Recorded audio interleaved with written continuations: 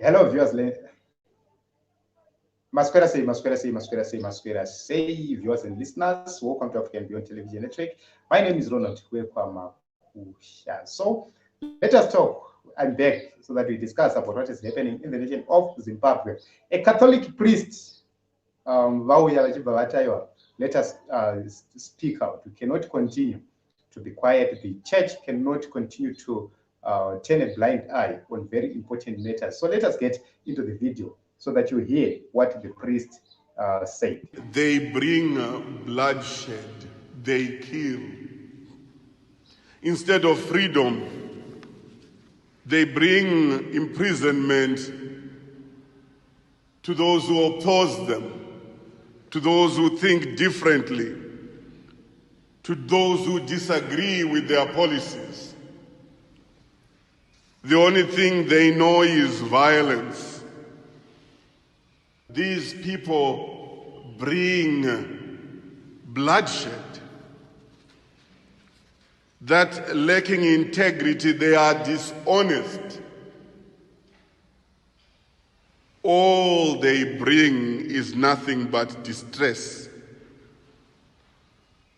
Dear friends, what greater distress was brought upon us as a nation when the plight of our doctors was a few days ago responded to by that terrible proposition to turn our civilian doctors into soldiers who will from then on go by instruction.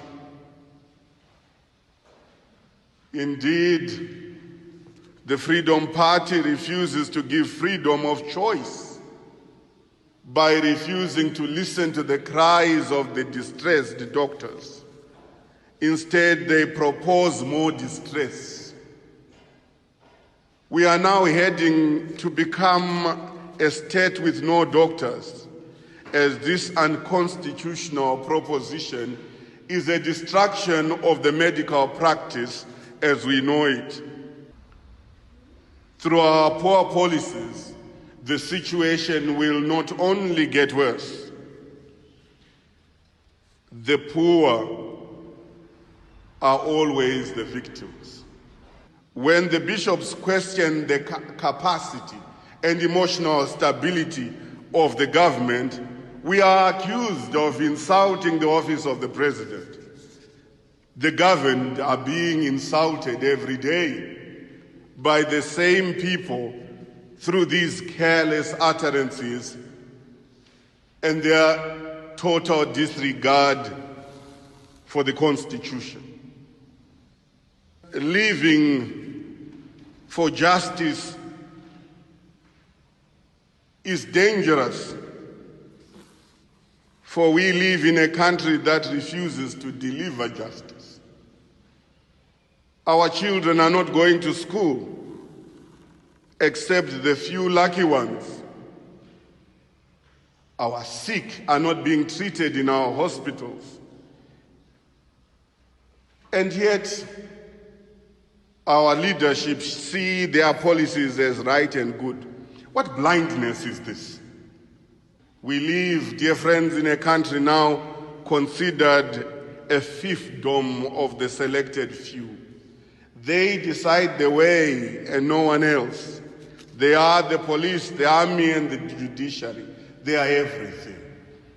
To silence everyone, they instill fear in the governed.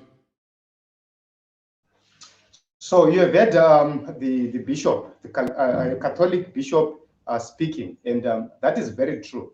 These are the kind of people we are dealing with, the kind of people who are actually oppressing us. Their policies, they say their policies are correct. They say that their policies are always good, but in my view, as an individual, I don't agree with such policies because they've disregarded a lot of activities, a lot of issues, a lot of concerns. Go to the teachers, go to the doctors, go to the civil service, entire civil service. The government claims that their policies are the best, but the people who implement government policies are being paid peanuts, are being given nothing. So there is nothing for our teachers, for our doctors, for our nurses to actually show. And I agree with the man of God. I agree with the bishop in regard to his views. And this is what we need. We need to see bishops and pastors and men of God speaking out, because they are allowed by the word of God to actually speak out and defend the oppressed. And that is what is very important. The sick people of Zimbabwe have been neglected. If you go to the albino community in Zimbabwe, there is a sad situation there. If you go there, you see that those people are suffering. They don't have sun lotions. They don't have actual treatment at our hospitals and so forth. So they're actually suffering. Go to the people suffering with cancer. I agree with the men of God. These people are actually suffering. This is no longer an issue of actually suffering. This is now slavery and cruelty, which is now happening in the nation of Zimbabwe.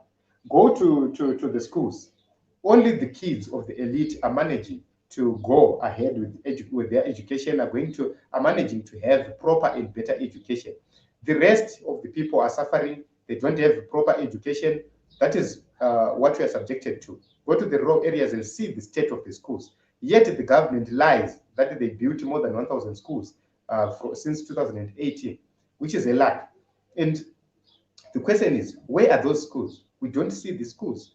That is a complete insult to the people of Zimbabwe. We have a president acknowledging that the clinic which he opened is the best in the nation of Zimbabwe. And if a clinic goes above a hospital, that shows you that indeed we are very, very far from having a better Zimbabwe. We need to have the specialist hospitals being always on the forefront in terms of service delivery. They always utter careless utterances. They view the opposition leaders as puppets. They view opposition leaders as enemies, and they treat them as if they are not Zimbabweans enough to lead and to be part of the politics of Zimbabwe. And that has created a lot of tensions and problems in the nation of Zimbabwe. And the bishop is correct on that. Also, the issue of doctors, they've tried so hard to make sure that doctors do whatever they want. So how can everybody do what the political elites want?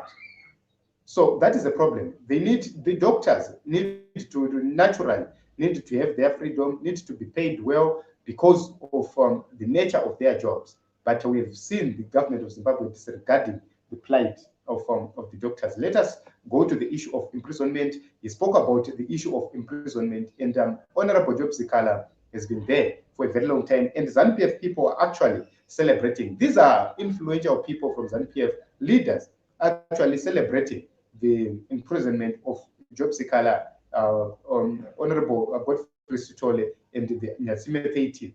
That is so sad. So if we see the church speaking, that is what is very important. We need to continue to see leaders speaking.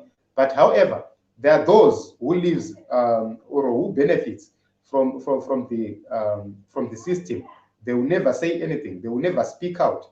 Let's go and see what is happening to Mary Chiwenga.